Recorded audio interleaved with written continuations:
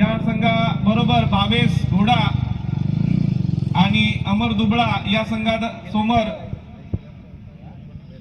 12 चेंडू 38 धावांची आवश्यकता होती दापचरी संघाला आणि 9 विकेट बाद झाले होते आणि याच अनिल कवटे या फलंदाजाने लागोपाठ 3 षटकार खेचले होते।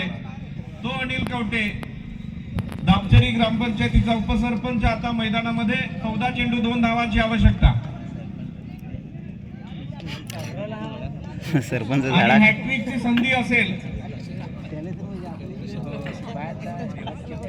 नितेश टाकस हॅट्रिकची संधी बघूया हॅट्रिक पूर्ण होते का। 14 चेंडू आणि 2 धावांची आवश्यकता।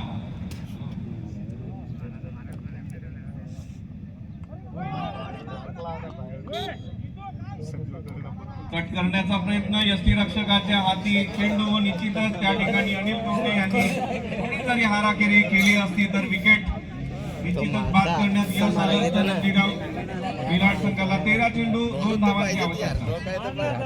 आमचेरी संघ निश्चितच थोडासा फलंदाजीमध्ये कमजोर दिसतोय परंतु लागोपाठ 3 वर्ष पराभव या परिवर्तनच्या टुर्नामेंट मध्ये या संघाला पत्करावे लागलेले आहेत म्हणून कदाचित सावध पवित्रा असेल। बॅट विकेट घेतोय चेंडू एक धाव तर निश्चितच मिळते दुसऱ्या धावेसाठी ट्राय करतायत आणि चांगलं रनिंग बघायला मिळते आणि 3 दापचरी